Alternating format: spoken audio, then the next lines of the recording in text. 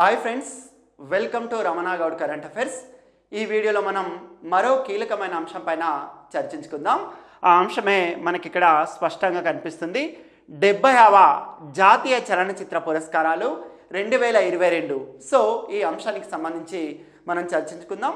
ఉత్తమ చిత్రంగా ఏ సినిమా ఎంపికైంది, ఉత్తమ నటుడు ఎవరు, తెలుగు సినిమాకు దేనికైనా అవార్డ్స్ రావడం జరిగిందా, సో ఈ అవార్డుల నేపథ్యం పైన చర్చించుకుందాం. సహజంగా జాతీయ చలనచిత్ర అవార్డ్స్ మీద కాంపిటేటివ్ ఎగ్జామ్స్లో అడగడానికి స్కోప్ ఉందని చెప్పొచ్చు.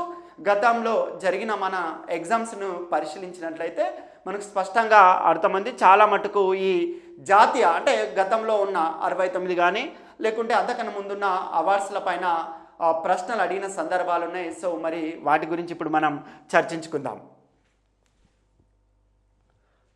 రైట్, 70వ జాతీయ చలనచిత్ర పురస్కారాలను కేంద్ర ప్రభుత్వం 2024 ఆగస్టు 16వ తేదీన వీటిని ప్రకటించడం జరిగింది. 2024 ఆగస్టు 16వ తేదీన ఢిల్లీలో కేంద్ర ప్రభుత్వం 70వ జాతీయ అవార్డులను ప్రకటించడం జరిగింది. ఇందులో వారు పరిగణలోకి తీసుకున్న అంశం ఏంటంటే 2022 డిసెంబర్ 31 నాటికి 2022 డిసెంబర్ 31 నాటికి సెన్సార్ అయిన చిత్రాలకు మాత్రమే ఈ అవార్డులను కేంద్ర ప్రభుత్వం ప్రకటించడం జరిగింది. 2022లో అంటే మనకు ఈ 2022 డిసెంబర్ 31 అంటే మనకు స్పష్టంగా అర్థమవుతుంది. 2022 జనవరి నుంచి డిసెంబర్ 31 వరకు ఈ దేశంలో వివిధ భాషలలో విడుదలైన చిత్రాలను పరిగణలోకి తీసుకొని అవార్డులను అనౌన్స్ చేయడం జరిగింది. సో 2022లో దేశవ్యాప్తంగా సుమారు 28 లాంగ్వేజెస్లో 28 భాషలలో విడుదలైన 300కు పైగా చిత్రాల నుండి అందిన నామినేషన్లను ఎక్స్పర్ట్ టీం, ముఖ్యంగా 11 మందితో కూడిన జ్యూరీ, అంటే మనం ఇంతకుముందు చెప్పినట్టు board, expert team or expert board or expert jury committee పరిశీలించి వీటిని ప్రకటించడం జరిగింది. ఈసారి మనమంటే 2022కు గాను పొన్నయిన్ సెల్వన్ 1 చిత్రానికి 4 పురస్కారాలు దక్కాయి. అలాగే మలయాళ, తమిళ్ చిత్రాలకు 5 చొప్పున దక్కగా కన్నడ సినిమాలకు 3 అవార్డులు దక్కాయి. ఈసారి తెలుగు సినీ పరిశ్రమ, తెలుగు చిత్ర పరిశ్రమకు కొంత నిరాశజనకంగానే ఫలితాలు, అంటే ఈ అవార్డ్స్ విజేతలను మనం చూస్తే మనకు స్పష్టంగా అర్థమవుతుంది. తెలుగు సినీ పరిశ్రమకు ప్రాధాన్యత దక్కలేదనే చెప్పచ్చు.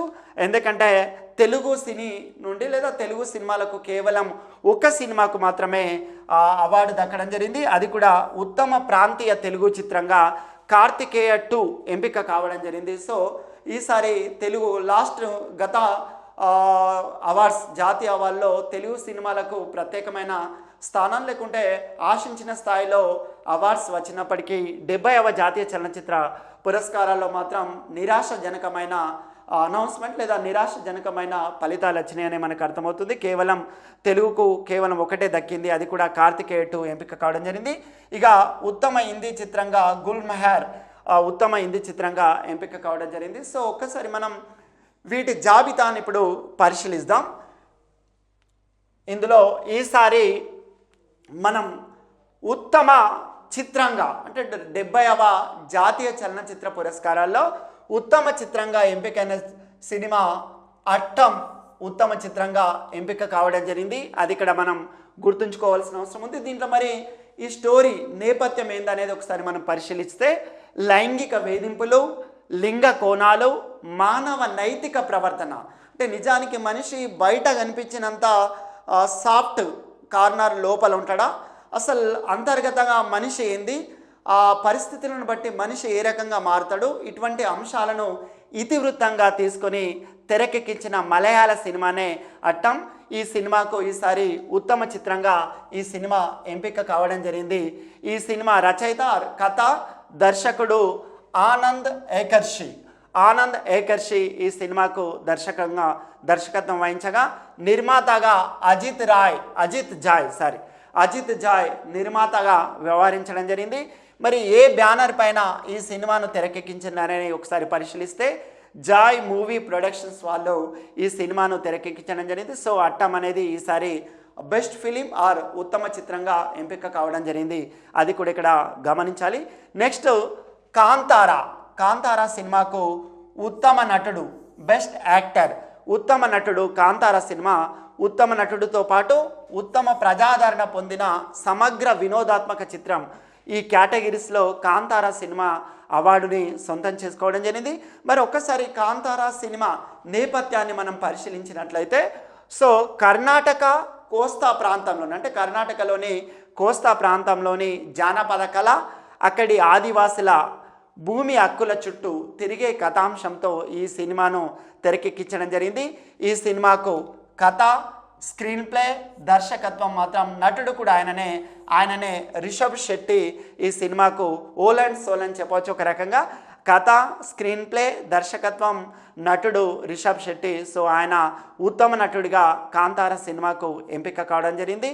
సో ఈ సినిమాకు నిర్మాత or producer Vijay Kiragandur is a producer of Kantara film. And మరి ఇది ఏ బ్యానర్ పైన ఈ సినిమాను తీసింది అనేది ఒకసారి పరిశీలిస్తే ఓం భలే ఫిలిమ్స్ వారు ఈ సినిమాను తెరకెక్కించడం జరిగింది. అది ఇక్కడ గమనించాలి. ఇక మనం తెలుగు ఈసారి మనకు ఒక రకంగా అంతో కొంత సంతృప్తిని కలిగించిన అంశంగా మనం దీన్ని చూడొచ్చు. మరి ఆ సినిమానే కార్తికేయ 2 ఉత్తమ ప్రాంతీయ తెలుగు చిత్రంగా కార్తికేయ 2 ఎంపిక కావడం జరిగింది. ముఖ్యంగా ఇందులో కృష్ణతత్వం అంటే ఇప్పుడు మనం కృష్ణతత్వం అలాగే ద్వారకా నగరం ఇతివృత్తంగా రూపొందించిన సస్పెన్స్ థ్రిల్లర్ మూవీ కార్తికేయ 2ను చెప్పవచ్చు. మరి ఈ సినిమాకు నిర్మాతగా టీజీ విశ్వప్రసాద్ అలాగే అభిషేక్ అగర్వాల్లు నిర్మాతలుగా వ్యవహరించగా ముఖ్యంగా దర్శకత్వం అనే దానిపైన తరచుగా కాంపిటేటివ్లో అడగడానికి స్కోప్ ఉంది. ఈ సినిమాకు కార్తికేయ 2కు దర్శకత్వం వహించింది మాత్రం Chandu Mondeti is a director of Karthikeya 2 film. అది ఇక్కడ మనం గమనించాలి. రీజనల్ ముఖ్యంగా ఉత్తమ ప్రాంతీయ తెలుగు చిత్రంగా ఇది ఎంపిక కావడం జరిగింది. మరి బ్యానర్ని మనం పరిశీలిస్తే పీపుల్ మీడియా ఫ్యాక్టరీ వాళ్ళు ఈ చిత్రాన్ని తెరకెక్కించడం జరిగింది. ఈ సినిమాలో హీరో నిఖిల్ సిద్ధార్థ్ హీరోగా వ్యవహరించి అద్భుతమైన ప్రదర్శన చూపిండని చెప్పొచ్చు. మొత్తానికి ఉత్తమ ప్రాంతీయ తెలుగు చిత్రంగా కార్తికేయ 2 ఎంపిక కావడం జరిగింది. సో ఈ అట్టం కాంతారా కార్తికేయ 2 ఈ 3 భిన్నమైన మూవీస్ మీద మనకు కాంపిటేటివ్లో అడగడానికి స్కోప్ ఉంది. ఇప్పుడు మరికొన్ని అవార్డ్స్ని కూడా మనం ఇక్కడ పరిశీలిద్దాం. ఒకసారి చూస్తే మనం ఇలా చెప్పినవి కూడా వస్తే మళ్ళీ కొన్ని కొత్త అంశాలు కూడా వస్తాయి. ఉత్తమ చిత్రంగా ఇంతకుముందు మనం చెప్పుకున్నట్టు అట్టం మలయాళం, అది కూడా గుర్తుంచుకున్నాలా. మలయాళం అనేది ఇక్కడ లాంగ్వేజ్. ఉత్తమ చిత్రంగా అట్టం మలయాళం. ఉత్తమ నటుడు రిషబ్ శెట్టి ఏ సినిమా కంటే కాంతారా, అది ఏ లాంగ్వేజ్ అంటే కన్నడం. అలాగే ఈసారి ఉత్తమ నటి ఇద్దరికి సంయుక్తంగా ఉత్తమ నటులుగా ప్రకటించడం జరిగింది. అందులో ఒకరు నిత్య మీనన్, ఆమె తమిళ చిత్రమైన తిరుచిట్రబలం అనే సినిమాకు గాను ఉత్తమ నటిగా నిత్య మీనన్. అలాగే మానసి ఫరేక్, తను మాత్రం Kutch express Gujarati cinema. So ఉత్తమ నటుడు ఒకరికి వచ్చింది, కానీ ఉత్తమ నటి మాత్రం సంయుక్తంగా ఇద్దరికి ప్రకటించింది. ఒకరు నిత్య మీనన్, మరొకరు మానసి ఫరేక్. సో అది ఇక్కడ గుర్తుంచుకున్నాలా. ఈసారి ఉత్తమ దర్శకుడు మాత్రం హిందీ సినిమాకు రావడం జరిగింది. ఆ సినిమా పేరు ఊంచాయి. ఈ సినిమా మరి ఎవరంటే Sooraj Barjatya is a best director, అది ఇక్కడ గమనించాలి. అలాగే ఓల్సమ్ ఎంటర్టైన్మెంట్ ఫిలిం, ఇంతకుముందే చెప్పిన ఉత్తమ సమగ్ర వినోదాత్మక చిత్రం కాంతారా ఏ లాంగ్వేజ్ అంటే కన్నడ. అలాగే ఉత్తమ విజువల్ ఎఫెక్ట్స్ బ్రహ్మాస్త్ర పార్ట్ 1 శివ.